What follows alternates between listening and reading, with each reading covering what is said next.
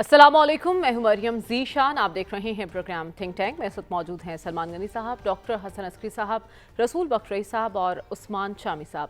नाज़रीन, Pakistan peoples party और मुस्लिम league नून, या कहा जाए कि पंजाब हुकूमत और सिंध हुकूमत आजकल आमने सामने हैं। वैसे तो ये एक दूसरे के बहुत अच्छे इत्तेहादी हैं, लेकिन सैलाब को लेकर एक दूसरे पर इल्ज़ाम तराशी कर रहे हैं कि आप सैलाब पर सियासत कर रहे हैं। ये इल्ज़ाम पीपल्स पार्टी ने नून लीग पर लगाया है, यानी कि पंजाब हुकूमत पर, और पंजाब हुकूमत डायरेक्टली ये इल्ज़ाम सिंध हुकूमत पर भी लगा रही है। अब देखा जाए तो ताज्जुब की बात है कि पहली बार जो सीनियर लीडरशिप है, मरियम नवाज़ खुद नाम लेकर कह रही हैं कि आपकी जानिब से सियासत की जा रही है। और जब बेनज़ीर इनकम सपोर्ट प्रोग्राम की बात होती है तो वो कहती हैं 10,000 से लोगों का कुछ नहीं बनना, बल्कि मैं 10 लाख दूंगी। कि वहाँ पे ये एतराज़ है कि हम तो विफाक से मुतालबा कर रहे हैं कि आप आलमी इमदाद के लिए बात करें, लेकिन वो कह रहे हैं कि हम पंजाब से तो बात ही नहीं कर रहे, पंजाब किस हिसाब में हमें जवाब दे रही है। तो ये जो आपस की चपकलिश है, वाकई कोई मामला इतना संगीन है कि झगड़ा बढ़ता जा रहा है दोनों के दरमियान, या फिर ये हाथी के दांत हैं खाने के और दिखाने के, और ये जानने की कोशिश करते हैं। सलमान साहब, सबसे पहले तो मुझे ये बताइए कि मरियम नवाज़ साहिबा खुद कह रही हैं कि हमारे बहुत अच्छे इत्तेहादी हैं, लेकिन अफसोस की बात है कि वो सैलाब पर सियासत कर रहे हैं। क्या वाकई मामला इस हद तक बढ़ चुके हैं इनके दरमियान? देखें, ये बारिशों के नतीजे में जो सैलाबी सूरत हाल थी, एक बहुत बड़ा चैलेंज था, और इसके नतीजे में बहुत बड़े पैमाने पर तबाही और बर्बादी हुई है। आप देखें कि तकरीबन 150 के करीब तो मौत हुई हैं, लेकिन सैकड़ों की तादाद में लोग घरों से बेघर हुए हैं। सैकड़ों की तादाद में फसलें जो हैं वो दरियाबुर्द हुई हैं। लेकिन इसमें सियासत कौन कर रहा है? नहीं, सियासत वाली तो मैं आपको, ये जो सूरत हाल बनी थी, ये बुनियादी तौर पे सूबों ने टैकल करनी थी, और ये मामला तो अब आके हुए। आपको याद होगा जो फिक्रा आप आज कह रही हैं, मैंने पहले ही कहा था कि आप सियासत ना करें। ये तो आपको सूबाई हुकूमतों को मौका मिला है कि आप मुकाबला करें, खिदमत में। याद करें मैं क्या कहता था कि आपके पास एक मौका मिल रहा है कि पाकिस्तान की सियासत, पाकिस्तान के अहले सियासत अपनी इज़्ज़त और तकरीम बहाल करें, कि पाकिस्तान के अवाम और आपके दरमियान एक अदम वाबस्तगी है, उसको ख़त्म करने की कोशिश करें। जहाँ तक आप मरियम नवाज़ साहिबा और पीपल्स पार्टी के दरमियान जो कैफियत है, पहली बात तो ये है कि ये जो बेनज़ीर इनकम सपोर्ट प्रोग्राम है, बुनियादी तौर पे तो पीपल्स पार्टी का है, लेकिन जब इमरान खान साहब के दौर में कोरोना आया और उसे बाकी सारी जो मुहिमात थी, उन्होंने इस प्रोग्राम को ख़त्म किया था और इसका नाम एहसास प्रोग्राम रखा था। लेकिन पीडीएम की गवर्नमेंट और मुस्लिम लीग नून की गवर्नमेंट ने दोबारा इसका नाम बेनज़ीर इनकम सपोर्ट प्रोग्राम रखा। बात ये जो बेनज़ीर इनकम सपोर्ट प्रोग्राम है, ये गुरबा के लिए, मसाकीन के लिए, बेवगान के लिए, ये माहाना उन्हें एक मिलता है एजाजिया जो है 5,000, 7,000, 3,000। अब बात है कि वो अगर ये कह रहे हैं कि जी आप बेनज़ीर इनकम सपोर्ट प्रोग्राम के ज़रिए दें, भाई पंजाब के अंदर तो सबसे ज़्यादा नुकसान हुआ है। वो जो मरियम नवाज़ साहिबा कह रही हैं, ये बात तो दुरुस्त है कि आपके ख्याल में अगर 100 लोग मुतासर हुए हैं, उनमें हो सकता है कि 5, 7, 10 जो हैं वो पहले से बेनज़ीर सपोर्ट प्रोग्राम के तहत हों। 90% लोग वो हैं जो काश्तकार हैं, इज्जतदार लोग थे, वो तो लोगों को खाना खिलाते थे। मरियम नवाज़ जो इल्ज़ाम लगा रही हैं पीपल्स पार्टी पर कि आप सियासत कर रहे हैं इस मामले पर, क्या ये दुरुस्त है? नहीं, आप पहले मरियम नवाज़ साहिबा को तो आप जवाब में लेना। पहले तो वो ये कह रहे हैं, दो चीज़ें हैं इसमें, एक तो है बिस्प के जरिए सैलाब ज़दगान की इमदाद, और दूसरा पीपल्स पार्टी ये कहती है कि आप दुनिया से इमदाद मांगे। देखिए, जहाँ तक बिस्प की बात है, ये बड़ा अच्छा प्रोग्राम है, मैं इस पर कोई, लेकिन इसमें कोई जवाब इसलिए नहीं बनता भाई आप सिंध के अंदर करें, अच्छी बात है, लेकिन अगर आप पंजाब में कहेंगे तो मैंने तो आपको बताया कि यहाँ तो 5, 7, 10 हज़ार वाला मसला नहीं है। और वो पहले दिन से ये बात भी हम आपको याद है प्रोग्राम में कह रहे थे कि वो चीफ मिनिस्टर ऐसी हैं, वो उन्होंने किसी से इमदाद नहीं मांगी। उन्होंने कहा कि हमारे पास इतने वसाइल हैं, हम अपने वसाइल के जरिए देंगे, और ये 5-10 हज़ार वाला मसला नहीं है। वो तो जिसका कच्चे घर का कच्चा मकान गिरा है उसे 5 लाख दे रही हैं, जिसका पक्का गिरा है उसको 10 लाख दे रही हैं, हर पर एकड़ 20,000, और उसके बाद जिनका जानवर बड़ा भैंस या गाय गई है उसे 5 लाख, जिसे बकरी या गया उसका वो 50,000। وہ تو لاکھوں کی بات کر رہی ہے، اور میں سمجھتا ہوں کہ یہ ایک اچھی بات ہے کہ صوبائی حکومتوں کے پاس آپ کے NFC میں صوبوں کو بڑے پیمانے پہ وسائل ملتے ہیں، ان وسائل کو آپ اشرافیہ پہ یا یاشیوں پہ خرچ کرنے کی بجائے اگر ایک موقع مل رہا ہے تو صوبائی حکومتیں خرچ آپ کریں درست اپنے فرما عوام رہے ہیں، پہ۔ لیکن میں یہ جاننا چاہتی ہوں کہ دونوں پارٹیوں کے بیچ چل کیا رہا ہے؟ کیا واقعی لڑائی ہو رہی ہے؟ میں نہیں سمجھتا، میں یہاں پر کئی دفعہ ہم اس طرح کے پروگرام کر چکے ہیں۔ اصل میں پیپلز پارٹی سندھ میں بس اقتدار ہے، وہ اپنی پالیسیز وہاں امپلیمنٹ کرے، پنجاب کے اندر پنجاب گورنمنٹ نے کرنا ہے۔ دوسری بات، وہ جو بار بار بلاول صاحب کہہ رہے ہیں جی کہ آپ دنیا سے امداد کی اپیل کریں، ویسے میرا خیال ہے کہ امداد تو آ رہی ہے، کئی ملکوں نے دیے میں پیسے بھی دیے، لیکن وہ کہہ رہے ہیں کہ ہم تو وفاق کو مخاطب کر رہے ہیں، پنجاب کیوں جواب دے رہے ہیں؟ وفاق اگر وفاق یہ بات کہہ رہا ہے اس کا فائدہ تو سب کو ہی ہونا ہے، لیکن اگر وفاق یہ کہہ رہا ہے کہ اتنے بڑے پیمانے پر تباہی نہیں ہوئی کہ ہم دنیا کو یہ اپیل کریں جنہوں نے آپ کی امداد کرنی ہوتی ہے وہ امداد آئی ہے۔ اور میں آپ کو بتاؤں کہ اب یہ گلف کنٹریز سے اس معاہدے کے بعد آپ ذرا وہ دیکھیں کہ اشیائے ضروریات، کمبل، ٹینٹ، کیا کیا چیزیں نہیں آ رہی، اور اسی طرح یورپی یونین نے دیا ہے، مختلف ممالک آپ کو دے رہے ہیں۔ کیا ہم ساری زندگی اسی کام پہ ہی رہیں گے کہ جی ہم امدادیں مانگتے رہیں؟ اگر ایک دفعہ کسی حکومت نے سٹینڈ لے لیا ہے کہ ہم امداد مانگنے کی بجائے ہم اپنے وسائل اپنے لوگوں پہ خرچ کریں، میں آپ کو دوبارہ یہ بات کہتا ہوں کہ اس پہ سیاست کی کوئی گنجائش نہیں ہے، اور پاکستان کی پولیٹیکل پارٹیز کو اور خاص طور پہ صوبائی حکومتوں کو اپنے وسائل پر اعتماد کرتے ہوئے اپنے لوگوں کی خدمت کرنی چاہیے۔ ہر کام میں آپ یہ سوچیں گے جی پیسے دے دیں، پیسے دے دیں، پیسے مسئلہ نہیں ہے، اس وقت ان لوگوں کو بسانا مسئلہ ہے جو گھر سے بے گھر ہوئے ہیں۔ لیکن اس وقت ان دونوں جماعتوں کا مسئلہ کیا ہے، میں یہ جاننے کی کوشش کر رہی ہوں، کیونکہ ایک دوسرے کی کارکردگی پر بھی سوالات اٹھائے جا رہے ہیں۔ ڈاکٹر صاحب، سندھ حکومت پنجاب حکومت کی کارکردگی پر سوال اٹھا رہی ہے، تنقید کر رہی ہے، ٹک ٹاک کی بات کر رہی ہے، اور پنجاب حکومت سندھ کو کہہ رہی ہے کہ ہم تو پھر بھی کچھ دکھا رہے ہیں، آپ نے کیا کیا یہ بتائیے۔ تو واقعی ان دونوں جماعتوں کے درمیان کچھ چل رہا ہے اور معاملات اس نہج تک پہنچ چکے ہیں کہ ایک دوسرے کی لیڈرشپ کو مخاطب کر کے تنقید کی جائے؟ دیکھیں، ہماری سیاست کی سب سے بڑی خصوصیت یہ ہے کہ ہم نان ایشوز کو ایشو بنا دیتے ہیں، اور یہ جو جھگڑا جو ہم اخباروں میں میڈیا پہ دیکھتے ہیں وہ غیر ضروری ہے، نہ اس سے کوئی PMLN کو فائدہ ہے، نہ اس سے PPP کو کچھ فائدہ حاصل ہوگا، اور یہ انڈیکیٹ کرتا ہے کہ ہمارے پاس بنیادی ایشوز کی کمی یا بنیادی ایشوز کی سمجھ نہ ہونے کی وجہ سے ہم جو ہے ذرا سی باتوں پر جھگڑا کرنے کو تیار ہیں، کیونکہ ہماری سیاست شخصیات کے گرد گھومتی ہے۔ ذرا سی آپ بات کریں گے وہ یہ تصور کی جاتا ہے کہ شخصیات کو ٹارگٹ کیا جا رہا ہے، تو پھر ہمارے ہاں جو اس وقت بڑے پلیئر ہیں ان کے سیاسی تجربے بھی محدود ہیں۔ آپ یہ جو بیان بازی کر رہے ہیں ان کے اگر سیاسی تجربے کو دیکھیں، زیادہ بیان بازی جنہوں نے کی ہے بڑا محدود قسم کا تجربہ ہے، اور لڑائیوں والا ہی تجربہ ہے، لڑائیاں کرنا، جھگڑے کرنا۔ ہوتا یہ ہے کہ آپ کی جو سیاسی جو پرورش ہوئی ہے جس سے آپ سیاسی پلیئر بنتے ہیں، وہ پروسیس کس پروسیس سے گزر کے آپ اس جگہ پہنچے ہیں؟ اپنے مخالفین کے خلاف بیان دے کے، اپنے آپ کو پروجیکٹ کر کے، اپنے لیڈر کی مدح سرائی کر کے آپ ہماری سیاست میں اوپر چلے جاتے ہیں، تو پھر آپ میں وہ کوالٹی پیدا نہیں ہوتی کہ اگر ٹینشن بلڈ ہو جائے، کوئی جھگڑا ہو جائے، کوئی ناراضگی ہو جائے، کسی وجہ سے ہو جائے، صحیح وجہ ہو یا غلط وجہ ہو، تو پھر آپ اس کو آپ ڈیل نہیں کر سکتے، بلکہ اسی طرح آپ شخصیات کے حوالے سے گفتگو کرتے ہیں۔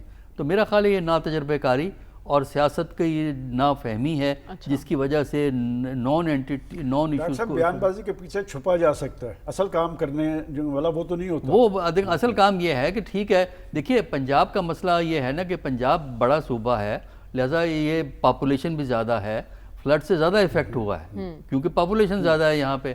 اچھا، اور لہذا پنجاب کی حکومت اپنا کام کرے، سندھ والے اپنا کام کریں۔ اب باقی رہا ریسورسز کیا ہیں اور کیا نہیں ہیں، وہ پھر آپ پہ ڈیپینڈ کرتا ہے۔ ٹھیک ہے، ایک ایڈوانٹیج پنجاب گورنمنٹ کو ہے کہ فیڈرل پہ بھی انہی کی حکومت ہے، اچھا جو ایڈوانٹیج وہاں نہیں ملتا، لیکن یہ کہ وہ ایڈوانٹیج ان کو ہے اس لیے کہ پارٹنر ہیں، اور پارٹنر ہیں، اور دیکھا جائے PPP کو ایڈوانٹیجز ملے ہوئے ہیں بغیر ذمہ داری کے، کیونکہ جو کرٹیسزم ہوتا ہے، جو تنقید ہوتی ہے، وہ تو PMLN کی ہوتی ہے، وہ کام نہیں ہوا، وہ پرائم منسٹر صاحب یہ کام نہیں کر رہے، پرائم منسٹر صاحب نے یہ کہہ دیا، بلیم کس پہ آتا ہے؟ PMLN پہ۔ PPP پہ بلیم نہیں آتا کیونکہ وہ وزارتوں میں نہیں ہے، البتہ پاور کا جو مزہ ہے، پاور کے جو پریولیجز ہیں وہ ان کے پاس ہیں، عہدے بھی ان کے پاس ہیں، پوزیشنیں بھی ان کے پاس ہیں، تو لہذا تھوڑا سا ریسٹرینٹ سے کام دونوں طرف سے لینا چاہیے، اور تھوڑی سی سیاسی میچورٹی کی ضرورت ہے. اور افسوس ہے کہ ہمارے ہاں جو جنریشن اس وقت پالیٹکس کر رہی ہے ان کو تجربہ نہیں ہے کہ سیاسی جب جھگڑا ہوتا ہے آپ کا اصل ٹیسٹ ہوتا ہے کرائسس. جب آپ کسی کرائسس میں پھنس جائیں. دونوں صوبوں کے وزراء بیان بازی کر رہے ہیں، آپ کے خیال میں کہ سیلاب جیسی صورتحال میں کس صوبے نے بہتر انداز میں پرفارم کیا ہے، ڈیلیور کر سکیں؟ دیکھیں ابھی تو پرفارم کرنے کا وقت ہے، ابھی اس بات پہ جج نہ کریں، اس بات پہ کس نے اچھا پرفارم کیا ہے کس نے برا پرفارم کیا ہے، اس لیے کہ نیچر آف چیلنج ڈیفرنٹ ہے. پنجاب میں جو چیلنج ہے وہ بڑا ہے کیونکہ یہاں پاپولیشن زیادہ افیکٹ ہوئی ہے، علاقہ بھی بڑا ہے. سندھ کے اندر ایک دوسرا چیلنج ہے اور سندھ کو بھی افیکٹ ہوا ہے. اچھا لیکن سندھ کا جو امپیکٹ ہے وہ کتنا ہے کتنا نہیں ہے، تو یہ لڑنے کی بجائے اپنے اپنے صوبے میں اپنے اپنی حساب سے جو بھی ریسورسز ہیں کام کریں. سپورٹ آپ نے لینی ہے، کچھ فیڈرل حکومت سے مانگ لیں، کچھ اپنے ریسورسز کو موبلائز کریں. پرابلم ہماری یہ ہے کہ ہم اپنے ریسورسز کو موبلائز کرنے سے گھبراتے ہیں اور دوسروں سے کھینچ کے اپنا کام کرنا چاہتے ہیں، جبکہ صوبوں کے پاس جو ریسورسز ہیں ان کی پرائرٹی یہ ہونی چاہیے کسی بھی صوبے کی ہو کہ ہم نے جو یہ پاپولیشن ڈسپلیس ہوئی ہے ان کو نارمل لائف پہ لے جانا ہے. باقی جتنا ایکسپینڈیچر ہے وہ سیکنڈری حیثیت رکھتا ہے. انسانی فلاح، انسانی بہتری، اگر آپ چاہتے ہیں کہ لوگ ملک سے محبت کریں، اگر آپ چاہتے ہیں کہ ملک میں پیٹریوٹزم ہو، تو ملک کو چاہیے کہ وہ لوگوں کی خدمت کرے، خوف سے نہیں، رسپیکٹ ارن کرے. یہ نہیں کہ ان کے پاس اقتدار ہے، ان کے پاس قوت ہے، پولیس ہے، ان کے پاس قوانین ہیں، اس سے نہیں، بلکہ رسپیکٹ ارن کریں. اور رسپیکٹ ارن کرتے ہیں جب آپ لوگوں کے دل جیتتے ہیں، اور دل آپ اس وقت جیتتے ہیں جب ان کے مسائل کو ایڈریس کریں. لہٰذا اپنی لڑائی بند کریں اور جا کے عوام کے دل جیتنے کی کوشش کریں. پنجاب والے اپنا کام کریں، سندھ والے اپنا کام کریں، لڑکے کسی کو کیا فائدہ ہوگا؟ لیکن اس وقت تو یہ لڑائی بند ہوتی دکھائی نہیں دے رہی نا، کیونکہ براہ راست ایک دوسرے کی کارکردگی پر تنقید کی جا رہی ہے. رسول بخش صاحب، ندیم افضل چند صاحب فرما رہے ہیں کہ جاتی عمرہ میں سارے فیصلے ہو رہے ہیں، چند بیوروکریٹس بٹھا لیتے ہیں اور وہ بیٹھ کر فیصلے کر رہے ہوتے ہیں. نوبت یہاں تک آ گئی کہ ایک دوسرے کی کارکردگی کو نشانہ بنایا جا رہا ہے، تو یہ معاملہ کہاں جا کر رکتا دکھائی دے رہا ہے؟ دیکھیں، ایک لحاظ سے ندیم افضل چند صاحب بالکل درست فرما رہے ہیں کہ حکومت میں، خاندان میں اور سیاسی جماعت کی قیادت میں ذرا تھوڑا سا فرق رکھنا چاہیے. کہ لیکن یہ بھی ہے کہ اس بات کا بھی چند صاحب کو ادراک ہوگا کہ یہاں پہ سیاسی جماعتیں جن میں کہ وہ بھی کام کرتے ہیں، یہ موروثی سیاسی جماعتیں ہیں، اور یہ عوامی ورکرز کی بنیاد پہ نہیں اور اپنی تنظیم کے سہارے نہیں بلکہ نوکرشاہی کے سہارے چلتی ہیں. اور پنجاب میں تو ہم نے یہ دیکھا ہے کہ ایک عرصے سے ایسا ہے کہ سیاسی جماعت سے زیادہ انحصار نوکرشاہی پہ بالکل رکھنا چاہیے. یہ نہیں ہے، میں اس کے خلاف تو نہیں ہوں، اس لیے کہ اگر آپ نے حکومت کے کام کرنے ہیں تو جو حکومت کی بیوروکریسی ہے اس نے آپ کی پالیسیز کو انفورس کرنا ہے، امپلیمنٹ کرنا ہے. آخر کسی جگہ کے اوپر تو فیصلے ہوتے ہیں. فیصلے پاکستان میں پارلیمان کے اندر نہیں ہوتے، سمجھوتے پارلیمان کے اندر نہیں ہوتے، قوانین اور آئین میں ترامیم ایوان کے اندر بظاہر تو ہوتی ہے لیکن یہ فیصلے بند دروازوں میں ہوتے ہیں. اس کو یہ جو پاکستان کا پولیٹیکل اور سوشل سٹرکچر ہے، جو لیڈرشپ سٹرکچر ہے، اس کو بھی ہمیں سمجھنے کی ضرورت ہے. اصل معاملہ کچھ اور ہے. وہ یہ ہے میرے نزدیک کہ آخر دو سیاسی جماعتوں میں ایک تاریخی مسابقت، مقابلے اور سیاسی لڑائی اور کشمکش کی ایک پوری کہانی ہے، ایک پوری تاریخ ہے، اس کا ایک پس منظر ہے. اب وہ اکٹھے کیوں ہیں؟ نظریات اکٹھے نہیں ہیں، سیاسی مفاد اکٹھا ہے. وہ کون سا سیاسی مفاد ہے جو ان کو ایک دوسرے کے ساتھ قریب لایا ہے؟ وہ تیسری قوت کا خطرہ ہے. جب بھی آپ دیکھیں گے کہ تیسری قوت کا خطرہ ذرا زائل ہونے کو ہے یا ہو چکا ہے، جس کے کہ انتظار میں ہے، اور خواہش بھی ہے، کوشش بھی ہے، خواب بھی ہے، جو وہ ہوگا ان کے درمیان میں اس قسم کی سیاسی لڑائی میں آپ اضافہ دیکھیں گے. کیونکہ ظاہر ہے کہ پیپلز پارٹی اپنا ایک مقام بنانا چاہتی ہے.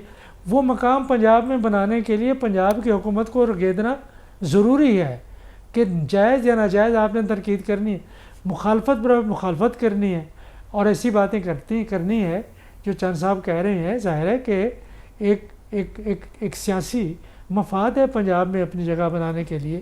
باقی یہ ہے کہ کیوں پڑے ہوئے ہیں اس قسم کی باتوں میں, کیا کرنا چاہیے, وہ بات پہلے ہو چکی کہ دیکھیں پنجاب میں ناگہانی طور پر اچانک اور ایسے دریاؤں میں تو یعنی یہی ہے سیلاب آیا ہے جو کئی دہائیوں سے نہیں آیا تھا. راوی اور ستلج ابل پڑے اور اچانک ہماری آبادی اور ہماری حکومت اس طریقے سے تیار نہیں تھی کہ جو وارننگ ملی پنجاب کو وہ بالکل بر وقت نہیں تھی. ملی ضرور لیکن اس وقت پانی بہت آگے آ چکا تھا. تو یہاں پہ 5 دریا ہیں جو یک وقت بہے اور اس کی وجہ سے یہاں پہ تباہی. سندھ کو تو کافی وارننگ مل چکی تھی, ان کو بتایا جا چکا تھا, تیاری کرنی چاہیے تھی. دیکھیں جو سندھ کے اور جنوبی پنجاب کے کچے کے علاقے ہیں وہاں پانی ہر سال آتا ہے, سیلاب ہر سال آتے ہیں, اور وہاں پہ جو اس کے اندر آبادیاں رہتی ہیں ان کو معلوم ہے اس کا بندوبست اپنے طور پر کیا ہوا ہے یا وہ موسمی نقل مکانی کرتے ہیں 1-2 ماہ کے لیے, باہر آ جاتے ہیں, پکے کے علاقے میں آ جاتے ہیں, اپنے جانور بھی آ جاتے ہیں. تو نقصان کا انداز لگانے کے لیے بھی مبالغہ میزی سے نہ پنجاب میں کام لینے کی ضرورت ہے نہ سندھ میں لینے کی ضرورت ہے. رسول بخش صاحب میں یہ جاننا چاہتی ہوں, ایک طرف پیپلز پارٹی پنجاب کو ٹارگٹ کر رہی ہے, وفاق کو مخاطب کر رہی ہے, دوسری طرف دیکھا جائے تو عالمی سطح پر ہم کامیابیوں کے جھنڈے گاڑ رہے ہیں. کیا ایسا محسوس نہیں ہو رہا کہ پیپلز پارٹی انسیکیور ہو رہی ہے ان سب کو لے کر؟ دیکھیں یہ جو نقطہ آپ نے اٹھایا ہے اس میں وزن تو ضرور ہے کہ اس وقت جو کامیابیاں ہیں چونکہ پیپلز پارٹی وفاقی حکومت کا حصہ نہیں ہے تو وہ جو سرخاب کا پر لگا ہے ٹوپی پہ اس کا ایک حصہ وہ اپنی ٹوپی کو نہیں لگا سکتے. تو یہ تو صحرا ظاہر ہے کہ جو وفاقی حکومت جس پارٹی کی ہے اور وہ مسلم لیگ نون کی ہے, وزیر اعظم شہباز شریف صاحب کی حکومت ہے, تو یہ تو ان کو زیب دیتا ہے کہ یہ ٹوپی اور یہ کریڈٹ وہ اپنے سر پہ لیں, اور وہ لے رہے ہیں بجا طور پر. تو اس سے ظاہر ہے کہ تاثر یہ پیدا ہو رہا ہے کہ جو باہر رابطے ہوئے ہیں, سفارتکاری میں کامیابیاں ہوئی ہیں, دورے ہوئے ہیں, دفاعی معاہدہ ہوا ہے, اور جو پذیرائی امریکہ میں ہماری قیادت کو ملی ہے, تو اس سے ظاہر ہے کہ تیسری قوت کو ایک خطرہ ہے. اور اگر اس کو خطرہ ہے تو پھر پاکستان پیپلز پارٹی کو بھی محسوس ہو رہا ہے کہ وہ جماعت جو اس وقت وفاق اور پنجاب میں ہے یہ نہ ہو کہ کہیں وہ اس تیسری سیاسی جماعت کی وہ مقام لے لے اور یہ بہت پیچھے رہ جائیں اور سندھ کی پارٹی رہ جائیں اور سندھ کے بھی رورل ایریاز کی کنٹری سائڈ کی پارٹی بن کے رہ جائیں. تو ظاہر ہے کہ انہوں نے پر یہ مسائل تو ضرور اٹھانے ہیں. سیلاب کے حوالے سے میں اس بات کی تائید کرتا ہوں کہ یہ ذمہ داری صوبوں کی ہے, صوبوں کے پاس وسائل موجود ہیں, ان کو وسائل خرچ کرنا چاہیے. انٹرنیشنل کمیونٹی کے پاس جانے کی ہمیں ضرورت نہیں ہے, بہت بھکاری پن ہو چکا, اپنے وسائل پر انحصار کرنا ضروری ہے. ٹھیک ہے, تو آپ کہہ رہے ہیں صوبوں کی ذمہ داری ہے اور انہیں اپنی ذمہ داری پوری کرنا ہوگی. عثمان شامی صاحب اچھے اتحادی ہیں پیپلز پارٹی اور نون لیگ, لیکن یہ بیان بازی میں کیوں الجھ رہے ہیں؟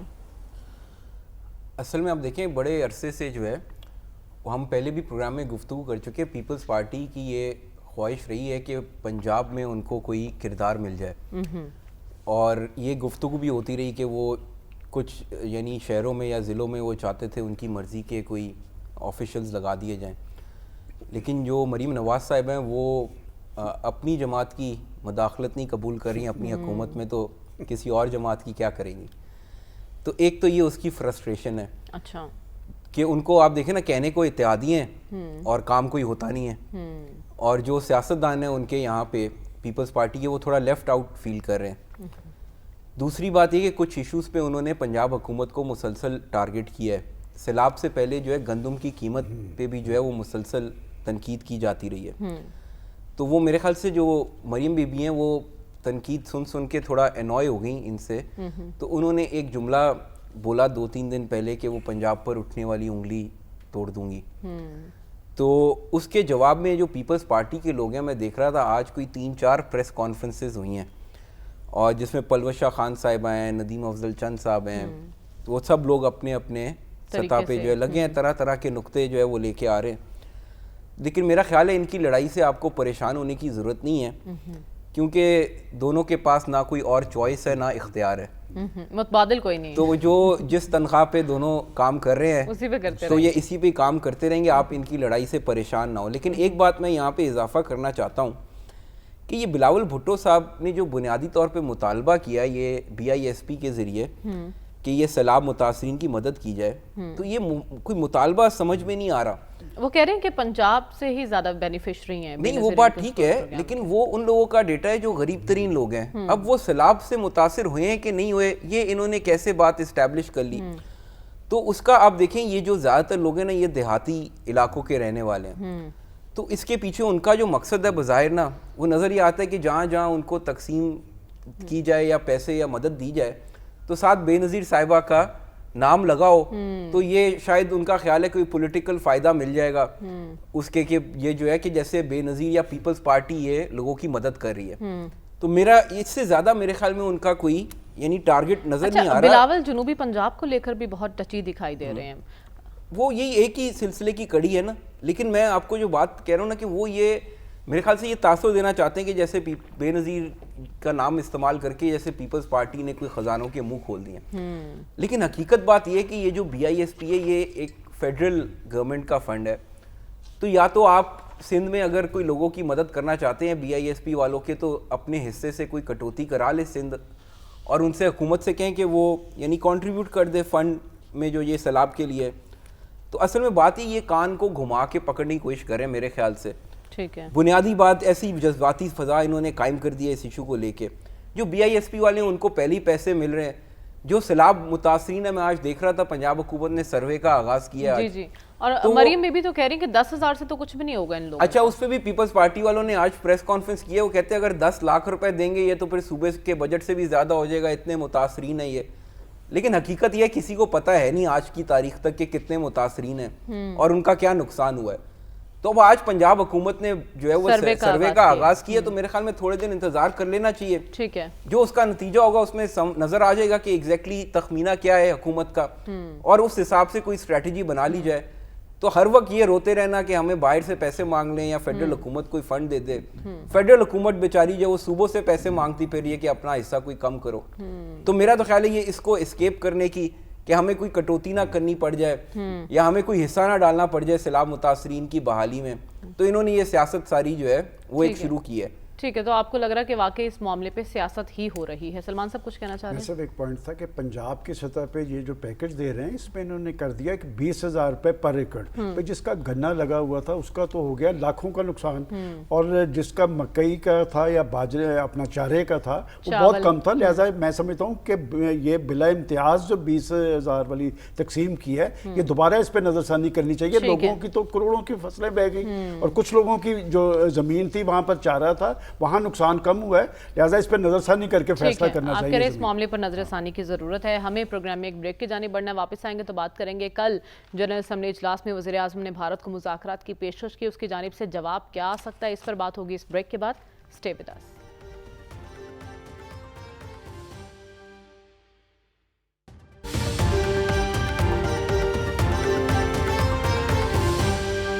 ویلکم بیک ناظرین. کل جنرل اسمبلی کے اجلاس سے وزیر اعظم شہباز شریف نے خطاب کرتے ہوئے کہا کہ ہم نے جنگ جیت لی ہے اور ہم بھارت سے مذاکرات کے خواہاں ہیں. اسی پر ہمیں اپنے پینل سے رائے جاننی ہے کہ بھارت کا جواب تو ویسے سب کو ہی معلوم ہے کہ ہر دھرمی برقرار رکھے ہوئے ہے بھارت, لیکن اس کے باوجود کیا کوئی خیر کی خبر بھارت کی طرف سے آ سکتی ہے؟ سلمان صاحب, عالمی طاقتیں اسپیشلی امریکہ کوئی پریشر کر سکتا ہے بھارت کو اور بھارت وہ دباؤ لینے کے لیے تیار ہوگا؟ ایک تو یہ فلور بہت بڑا تھا, دنیا میں سب سے بڑا یہ پلیٹ فارم ہے. دوسرا ٹائمنگ بڑی امپورٹنٹ تھی. تیسرا بیان بڑا امپورٹنٹ تھا کہ انہوں نے کہا کہ جی ہم جامع اور نتیجہ خیز مذاکرات کے لیے تیار ہیں. اور اگر آپ مودی سرکار کو دیکھیں تو ان کا سارا جو بیانیہ ہے وہ مسلم دشمنی پر اور پاکستان دشمنی پر مبنی ہے. اور جب سے نریندرا مودی صاحب بس اقتدار آئے ہیں تب سے ڈیڈ لاک ہے, اس لیے کہ وہ پاکستان کے ساتھ مذاکرات کر کے اپنے ووٹ بینک پر اپنی کمزوری ظاہر کرنا نہیں چاہتے. اور اس خطے کے اندر دیکھیں بات یہ دونوں نیوکلیئر پاور ہیں, اور یا اس خطے کا نیوکلیئر فلیش پوائنٹ جو ہے کشمیر ہے, اور کشمیر پہ پاکستان کا ایک کیس ہے. اور مودی صاحب جس کشمیر کو اپنا ٹوٹنگ قرار دیتے ہیں، ذرا وہاں جا کے الیکشن کروا کے دیکھ لیا انہوں نے کس طرح کا الیکشن کروایا، وہاں کے لوگوں کے دل کس طرف ہیں. اس طرح یہ صورتحال بننی نہیں ہے. اور بات یہ کہ امریکہ جو ہے وہ تو اتحادی تھا، اور آپ کو یاد ہوگا کہ ماضی کے اندر بھی دیکھیں جس کا کوئی سیاسی کیس ہوتا ہے وہی صلح کی بات کرتا ہے، وہی کہتا ہے کہ آئیں بات چیت کرتے ہیں. تو ٹرمپ صاحب کو ماضی میں بھی جب ان کی پاکستان کے خلاف ریزرویشن ہوتی تھی اس وقت بھی پاکستان نے کہا کہ آپ بات چیت کروا دیں. اب بھی پاکستان کہہ رہا ہے کہ آپ نے جنگ بندی کروائی ہے تو آگے کی طرف بڑھا جائے. مودی صاحب اس پہ نہیں آئیں گے اس لیے کہ ان کا سارا بیانیہ ہی جو ہے وہ ٹرمپ نے ثالثی کی بات بھی تو کی تھی نا کشمیر کے معاملے پر، اس سے بھی پیچھے ہٹ گیا. دیکھیں ثالثی سے بات یہ کہ اگر کشمیر پہ کوئی انڈیا کا کیس ہو اور تم نے تو اپنی لیڈرشپ سے بھی بے وفائی کی ہے. یہ کیس یو این میں لے کے کون گیا تھا؟ یہ جواہر لال نہرو لے کے گئے تھے، 18 ریزولوشنز پہ دستخط کیے تھے. آپ نے وعدہ کیا تھا ایک بین الاقوامی پلیٹ فارم پہ کہ ہم انہیں حق خودارادیت دیں گے. اور دنیا کے اندر جہاں تک آپ یو این کی بات ہے یا عالمی قوتوں کی بات ہے، وہ ان ریزولوشنز پر عمل درآمد کرتے ہیں جہاں پر ان کے اپنے انٹرسٹ ہوتے ہیں. سوڈان پہ کیا ہے، مشرقی تیمور پہ کیا ہے، ایریٹریا پہ کیا ہے، فلسطین پہ نہیں کیا، کشمیر پہ نہیں کیا. میں سمجھتا ہوں کہ اب ٹائمنگ بڑی امپورٹنٹ ہے، اور خاص طور پہ اور سب کو چھوڑ دیں. یہ امریکہ جب چاہے گا تو یہ مذاکرات ہو سکتے ہیں. اور میں سمجھتا ہوں کہ مودی صاحب خود بری طرح ایکسپوز ہو گئے ہیں. مودی صاحب کا کیا کیس رہ گیا؟ سب سے بڑے ملزم تو وہ خود انڈیا کے اندر ہیں. آپ ذرا ان کا انڈیا چینلز اٹھا کے دیکھ لیں، انہوں نے کہا کہ مودی صاحب آپ نے ہمیں کہاں لا کے کھڑا کر دیا، ہم تو منہ دکھانے کے قابل بھی نہیں رہے. جس پاکستان پہ آپ چڑھ دوڑنے کی بات کر رہے تھے اس نے ہمیں مسل کے رکھ دیا. میں سمجھتا ہوں کہ دنیا اپنے معاملات بیٹھ کے طے کر رہی ہے. بڑی بڑی فورسز نے ڈائیلاگ کے ذریعے مسائل کا حل نکالا ہے. یہاں پہ اس خطے کے اندر امن اور استحکام کا دار و مدار ڈائیلاگ پہ ہے. اور پاکستان نے، میں سمجھتا ہوں پاکستان کے پرائم منسٹر نے سب سے بڑے پلیٹ فارم پہ بڑی ریزنیبل بات کی ہے کہ ہم تیار ہیں. لیکن آگے سے کوئی مثبت جواب آئے گا؟ یعنی ڈاکٹر صاحب سب سے بڑی رکاوٹ کیا ہے پاک بھارت نتیجہ خیز مذاکرات میں، اور کیا امریکہ کوئی کردار ادا کر سکتا ہے اس میں؟ دیکھیے امریکہ بیان دے سکتا ہے جس طرح کے صدر ٹرمپ نے دیا ہے، لیکن بنیادی طور پہ کوئی بڑی تبدیلی اس ریلیشن شپ میں امریکہ نہیں کر سکتا. اچھا، یعنی وہ اپنی سمپتھی کا پہلے کبھی ہندوستان کے حق میں اظہار کرتا تھا، آج کل پاکستان کے حق میں اظہار ہو رہا ہے. لیکن اگر ہندوستان اور پاکستان کے تعلقات بہتر ہونے ہیں تو اس وقت تک نہیں ہو سکتے جب تک دونوں ملکوں میں ڈائیلاگ نہیں ہوتا. ٹھیک ہے. اور ڈائیلاگ کی آفر تھی وہ صحیح کی ہے. یونائٹڈ نیشن کے فورم پہ اسی قسم کی پازیٹیو سٹیٹمنٹس دینی چاہیے. زیادہ لڑائی جھگڑے کے لیے وہ فورم نہیں ہوتے کیونکہ وہ یو این کر کچھ نہیں سکتی.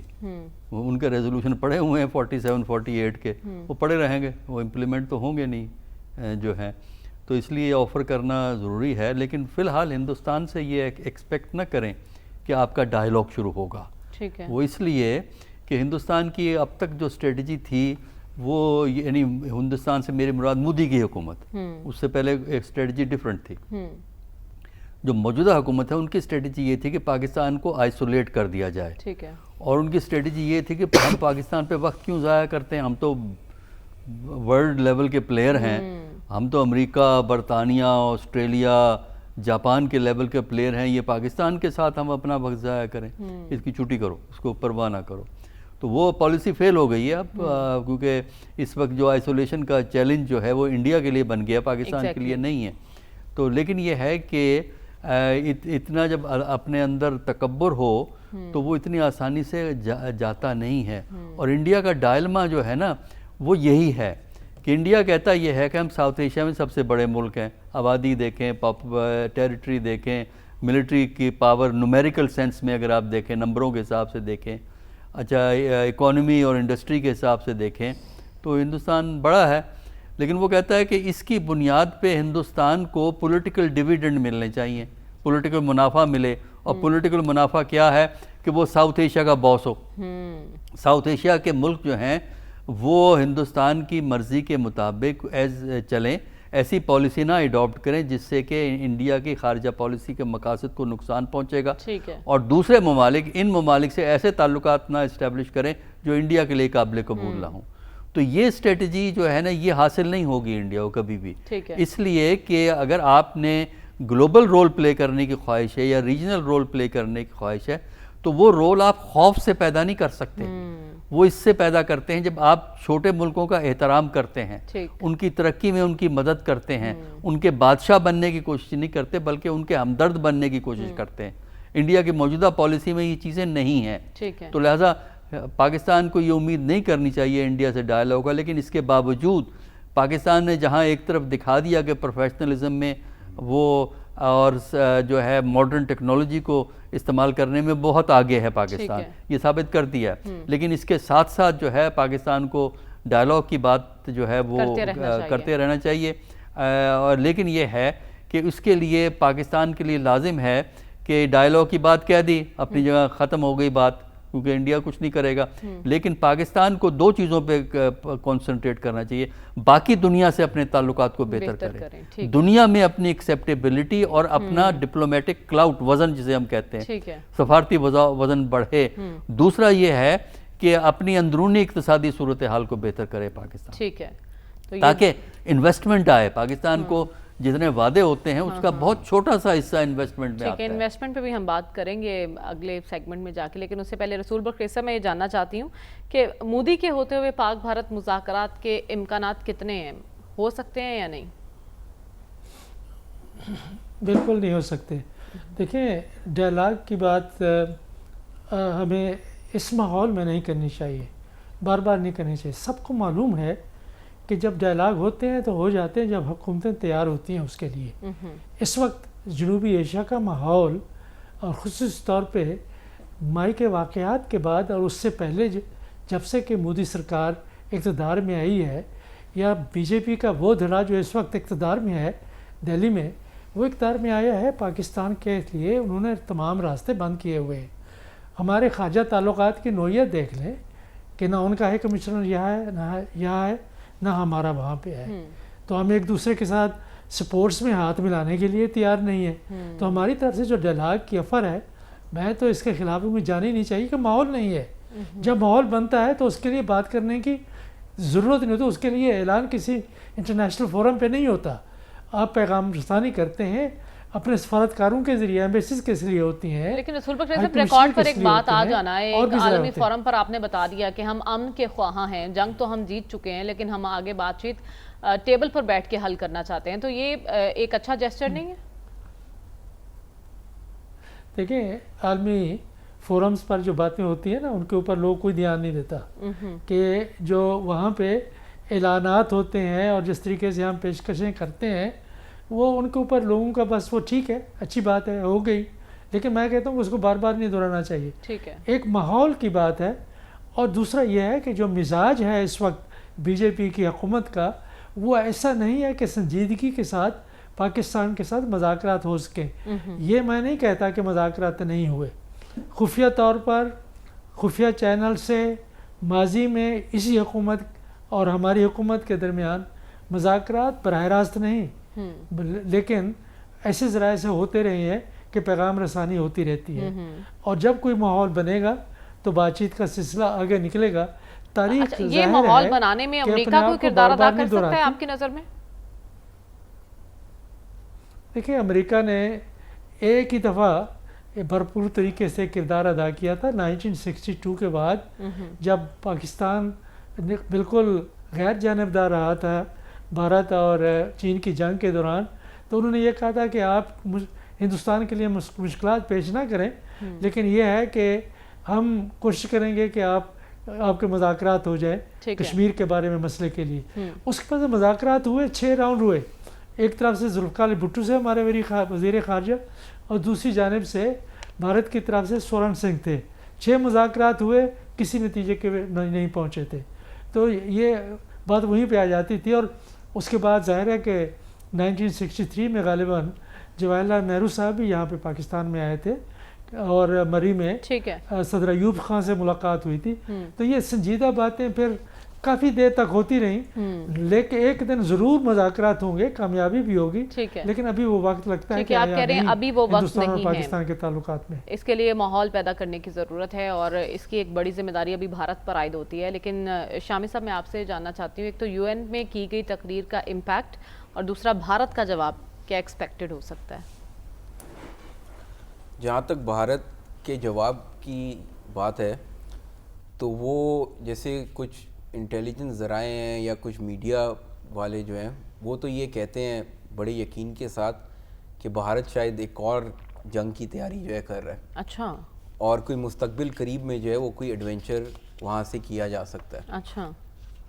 تو یہ تو بھارت کی حد تک بات ہے. لیکن جہاں تک پاکستان کی بات ہے تو میں آپ کو بتاؤں ایک بھارتی ڈیفنس اینالسٹ ہیں پراوین سوامی جو ہے, جی جی, تو وہ قدرے معتدل ہیں, یعنی جس طرح ان کے لوگ چینلز پہ بیٹھے ہوتے ہیں وہ اس طرح کے نہیں ہیں اور بڑا میچور تجزیہ کرتے ہیں. تو میں 1-2 دن پہلے ان کا ویلاگ دیکھ رہا تھا. انہوں نے کہا کہ وہ کچھ دن پہلے چائنا گئے تھے. وہاں پہ ایک چائنیز ڈیفنس منسٹری نے ایک کانفرنس کا انعقاد کیا ہوا تھا. اس میں کوئی 100 ممالک سے زائد جو ہے وہاں سے سرکاری اور غیر سرکاری نمائندے آئے ہوئے تھے. تو کہتے ہیں وہاں پہ ان کا انٹریکشن ہوا بہت سارے اسکالرز کے ساتھ, اور جو لوگ چینی تھے اور پاکستانی بھی وہاں پہ کافی تعداد میں موجود تھے. تو کہتے جو چائنیز اور پاکستانی ہیں اس میں مجھے یہ چیز بڑی کامن نظر آئی کہ وہ سب تقریباً ایک ہی بات کر رہے تھے, اور وہ یہ کہ ہم خطے میں امن چاہتے ہیں اور ہم بڑی سنجیدہ مذاکرات کے لیے تیار ہیں بھارت کے ساتھ. اچھا. تو انہوں نے یہ کہا کہ یہ بڑا, یعنی ان کی اسیسمنٹ یہ تھی کہ چائنیز اور پاکستانی جو ہیں وہ اس بات پہ ان کے ہاں بہت کلیئرٹی ہے کہ یہ مذاکرات کے ذریعے جو ہے معاملہ آگے بڑھنا چاہیے اور کوئی ٹیمپریچر نیچے آنا چاہیے.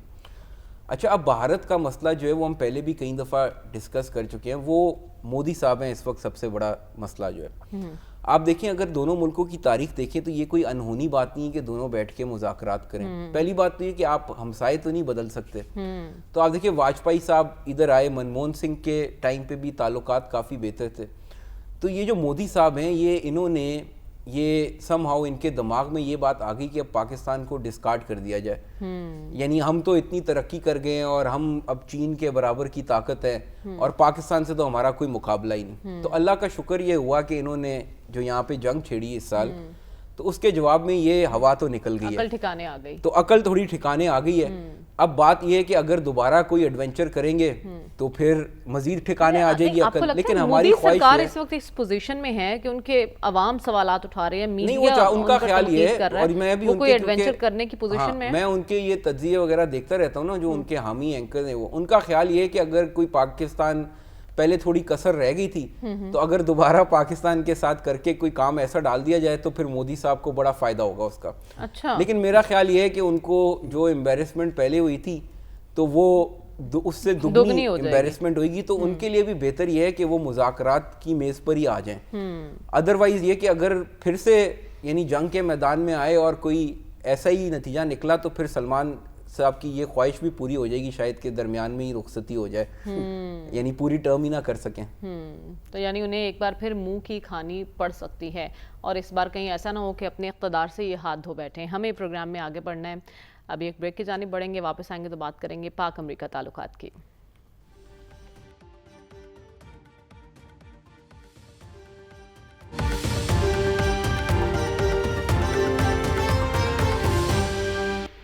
ویلکم بیک ناظرین. پاک امریکہ تعلقات اور یہ بڑھتی قربتیں کیا رنگ لائیں گی, کیا پاکستان میں سرمایہ کاری آئے گی یا نہیں, اسی پر ہمیں اپنی ڈسکشن کو آگے بڑھانا ہے. سلمان صاحب, وزیر اعظم تو کہہ رہے ہیں کہ صدر ٹرمپ نے امریکی کمپنیز کو پاکستان میں فوری سرمایہ کاری کی ہدایت کر دی ہے.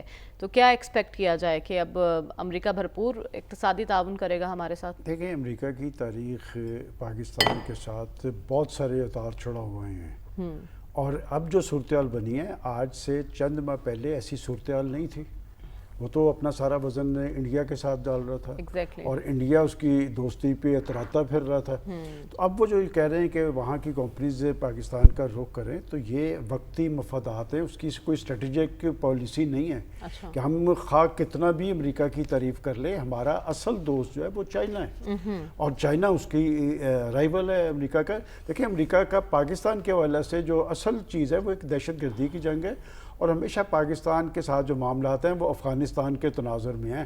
کہ وہ جو پاکستان سے ایکسپیکٹ کر رہا ہوگا نا کہ افغانستان کے معاملے میں شاید پاکستان اب اس طرح اس کے مفادات پورے نہیں کر سکے گا. آج کا پاکستان بدلا ہوا پاکستان ہے. پاکستان نے اس نئی صورتحال کے اندر جم کے کھڑا ہے, اور اس نے بھی اپنی ایک تاش لگا رکھی ہے. دیکھیں, بات یہ کہ آج خلیج کے ممالک پاکستان کے ساتھ کھڑے ہیں, اور اگر امریکہ کے اندر پاکستان کی پرائم منسٹر کی اور پاکستان کے سپہ سالار کی پذیرائی ہوئی ہے تو ان کے شوق کی وجہ سے نہیں ہوئی, ہمارے خوف کی وجہ سے से हुई है जो इस इलाके में पैदा किया है इंडिया के खिलाफ। तो लिहाजा अगर कोई ये समझता है कि अमेरिका हम पे मर मिटा है तो ऐसी बात नहीं है। वो पाकिस्तान एक उसने गलती की, बहुत बड़ी गलती ये थी कि उसने पाकिस्तान को इग्नोर किया। दहशतगर्दी की जंग बुनियादी तौर पे अमेरिका की जंग थी, फ्रंट लाइन कंट्री हमें बनाया, वजन अपना इंडिया के साथ। आप ये कह रहे हैं कि हमें खुश फहमी में नहीं जीना चाहिए, हकीकत पसंदाना तर्ज अमल अपनाना चाहिए। डॉक्टर साहब, आपकी नज़र में पाक अमेरिका ताल्लुकात का नया दौर इसको कहा जा सकता है? अगर ये नया दौर है तो ये कितना देर पा होगा?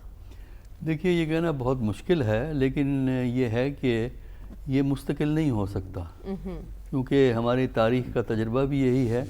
और उसके अलावा वैसे भी अमेरिका एक सुपर पावर है, उसके ग्लोबल मफादात हैं और पाकिस्तान के मफादात बड़े महदूद हैं अमेरिका के मफाद के निकल। और अमेरिका की जो साउथ एशिया की पॉलिसी है वो उसकी ग्लोबल पॉलिसी का हिस्सा है।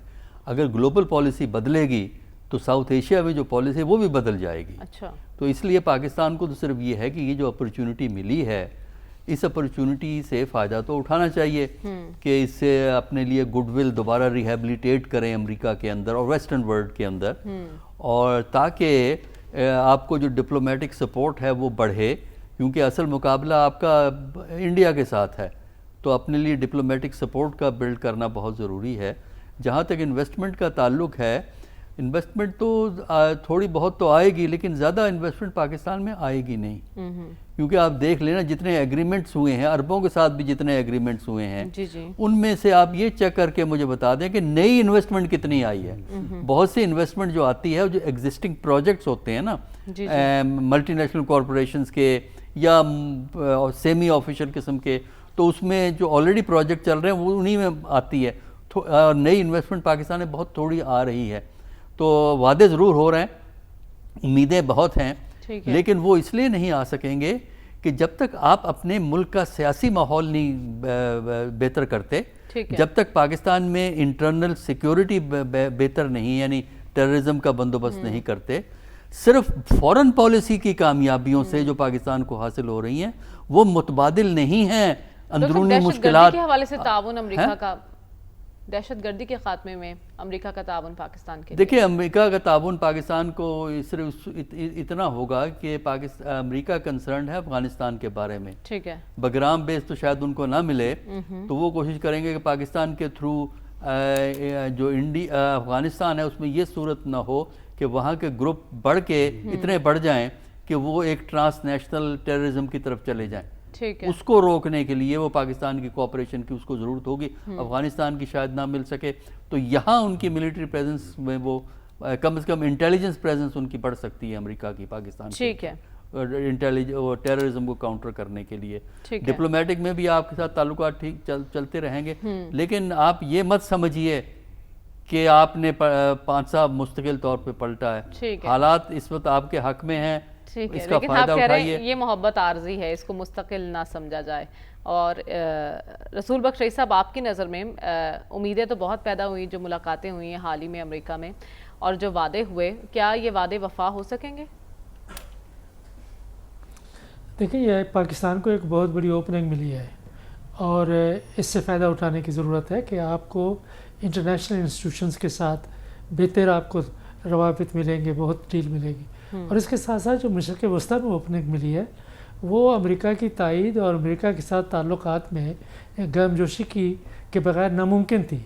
तीसरी बात आप ये जहन में रखें कि इंटरनेशनल मीडिया किसी के इशारे के ऊपर चलता है, कि आपके बारे में इंटरनेशनल मीडिया में वो बातें नहीं होंगी जो माजी में होती रही हैं, कि एक ही बयान आया है और उसी बयान को आपने, मैं समझता हूँ कि जो पाकिस्तान के मफादात और इमेज का जो एक माइक के वाक़यात के हवाले से तहफ़्फ़ुज़ डोनाल्ड ट्रंप की तरफ से जितना किया गया है, खुशफहमी में, गलत फहमी में, दानिस्ता या दानिस्ता, वो कमाल का हुआ है पाकिस्तान के हक़ में। तो ये आपको बहुत बड़ी ओपनिंग मिली है कि ये नहीं समझ सकते, कह सकते कि मुल्कों के दरमियान ताल्लुकात हमेशा के लिए एक जैसे नहीं होते। वो बरतानिया और जर्मनी के भी नहीं है, फ्रांस और अमेरिका के भी नहीं है, ये तब्दील होते रहते हैं। तो इस वक्त जो माहौल है उससे हमें फ़ायदा उठाने की ज़रूरत है। सरमायाकारी के लिए अंदरूनी तौर पर माहौल को साजगार बनाने की ज़रूरत है। ठीक है, जैसे कल भी कहा गया था कि विंडो ऑफ अपॉर्चुनिटी और हमें इससे फ़ायदा उठाना है। आपकी नज़र में पाक अमेरिका ताल्लुकात का नया सिलसिला किस हद तक मजबूत हो सकता है? اصل میں یہ بات تو اس حد تک ٹھیک ہے کہ صدر ٹرمپ جو ہے نا وہ ایک ٹرانزیکشنل آدمی ہے. یعنی جب تک آپ ان کی بات مان رہے ہیں, ان کی خواہشات پوری کر رہے ہیں, تو آپ ان کا برتاؤ آپ کے ساتھ اچھا ہوگا. جب آپ انکار کریں گے تو وہ اس یعنی تھوڑا سا آپ کو ان کا غصہ بھی بھگتنا پڑے گا. تو اس لیے اس کی کوئی ایسی لانگ ٹرم بنیاد تو نہیں ہے. لیکن اگر آپ اس معاملے کو اس پیرائے میں دیکھیں کہ جب وہ آنے سے پہلے ان کے یہاں پہ لوگ ہمیں ڈرا رہے تھے کہ جب وہ آئیں گے اور ایک فون گھمائیں گے اور یہاں پہ نظام الٹ پلٹ ہو جائے گا. تو آپ جو بھی کریں, یہ جو لوگ ابھی نظام چلا رہے ہیں ان کو یہ کریڈٹ تو دینا کہ انہوں نے صدر ٹرمپ کی شخصیت کو سمجھا اور ان کو قابو کر لیا. تمام تدبیریں الٹ ہو ٹھیک ہے نا, وہ الٹی رہ گئی ساری. تو وہ اب وہ یہ بات ان کو بہرحال کریڈٹ دینا چاہیے. دوسری بات یہ کہ اللہ کا شکر یہ کرنا چاہیے کہ اس وقت جو اس خطے میں جو امریکہ کے آبجیکٹیوز اور مفادات ہیں وہ سم ہاؤ الائن ہو رہے ہیں پاکستان کے ساتھ. تو ایسی کوئی چیز نہیں ہے جس کے اوپر آپ یعنی اور ان کا تنازع پیدا ہونے کا امکان ہے مستقبل قریب میں. ٹھیک ہے. آخری بات جہاں تک مودی اور ٹرمپ صاحب کی بات ہے, تو آج میں دیکھ رہا ہوں مشاہد حسین صاحب نے ایک جگہ تقریر کرے تو انہوں نے ایک بڑی دلچسپ بات کی. ان کا جب یہ ٹرمپ جو ہے وہ الیکشن ہار گئے تھے, جب دوسری دفعہ لڑے اور جو بائیڈن صاحب آ گئے, تو مودی امریکہ کے دورے پہ گئے تھے, ان کی وہاں پہ ٹرمپ صاحب کے ساتھ ملاقات طے تھی. تو لیکن وہ جو بائیڈن سے ملنے کے بعد انہوں نے ٹرمپ صاحب سے اپنی ملاقات کینسل کر دی اور ایسے ہی واپس آ گئے انڈیا. تو ہو سکتا ہے کہ صدر ٹرمپ کے ذہن کے کسی کونے میں جو ہے یہ بات بھی باقی ہو. تو اس لیے ہمیں تو بات یہ کہ جو بھی حالات پیدا ہوئے پاکستان کے لیے سازگار ہیں, اس کو ہمیں شکر ادا کرنا چاہیے, آگے چلنا چاہیے. اس موقع کا فائدہ اٹھانا چاہیے. اس کے ساتھ ہی پروگرام کا وقت ختم ہو جاتا ہے. ہمیں اجازت دیجیے. اللہ حافظ.